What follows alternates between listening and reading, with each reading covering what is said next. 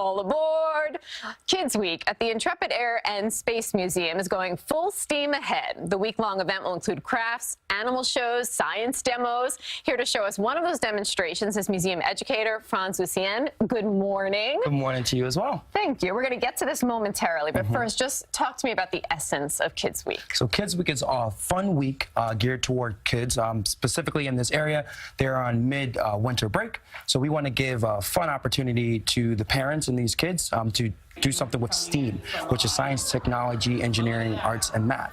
And so putting all this together to do fun, different demonstrations, live performances, and things that can really brighten up that week for them. Right, and it's different than it would be any other week of the year, correct? Yes, and each day, believe it or not, is different. So they can come back multiple days and see something completely new.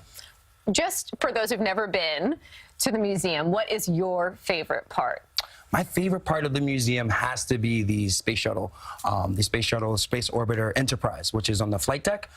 It's the very first orbiter. It's very beautiful. It's very serene to be underneath it, and kind of cool to be a part so close to history. Right. Yeah, I imagine that would be my favorite part. I haven't been there since. You gotta come. I know, I do. All right, maybe I'll come to see some of your cool experiments. If you would, tell us what you're going to demonstrate for us this morning. So we call this experiment Poof Life in a Vacuum. Space is a lot different than our planet, and so astronauts have to wear pressurized space suits in order to function in those environments. So we're going to talk a little bit today about being in that environment without a spacesuit. Okay. Now, this is a bell jar, and this is a pump. We're going to be taking all of the air out of the jar and creating what we call a vacuum, a space with nothing in it, no air inside of it. We're going to test two different things here, balloons and this marshmallow. Okay. Now, the balloons are going to represent our lungs, breathing in, breathing out. So this one is breathing in, this one's breathing out. Just question. What do you think you should do if you get sucked out into outer space? Do you think you should breathe in before you go out? Oh, I didn't know I'd have to answer questions. Let me think about this. Which one?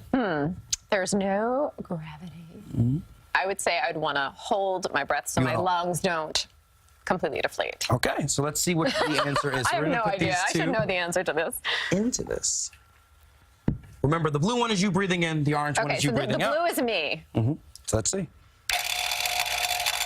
You can see almost immediately what starts to happen. Yes. The blue balloon's getting bigger. Even the orange one starts to get slightly bigger, but the blue one's getting bigger because the air molecules inside want to spread out. And that's kind of what will happen to your lungs. This is terrifying. No, let it go. Let it pop. So it won't pop. This isn't strong enough to allow it to do so. But even if it were to pop, you wouldn't be able to hear it because, as they say, in space, no one can hear you scream. Okay. There's no sound in outer space because there's no air molecules to move sound waves.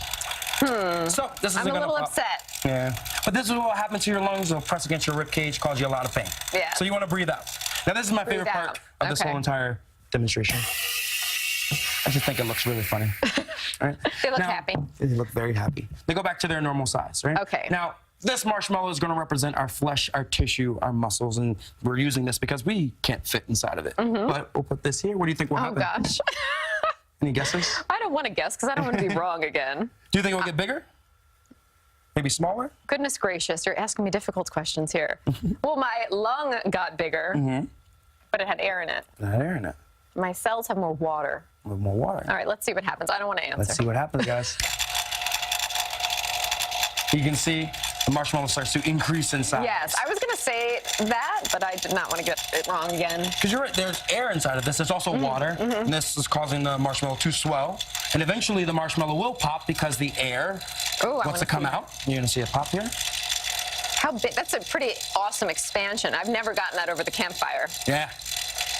And then... Oh, it's stopping. So is it going to explode soon? No. But when we bring this back to the atmospheric pressure of our planet, the marshmallow kind of collapses on itself. Poor deflated marshmallow. So we do this demonstration just to remind everyone that the next time they go into outer space, they need to wear a spacesuit. Okay, it's important because, you know, commercial space travel is coming soon. It's coming very soon. So we need to plan for those spacesuits, and I know that's happening as well. Thank you so much for being here. Lots of fun stuff to be found on the Intrepid Kids Week. Runs now until Saturday, February 23rd, and you can find all the information you need to know on our website at cbsnewyork.com.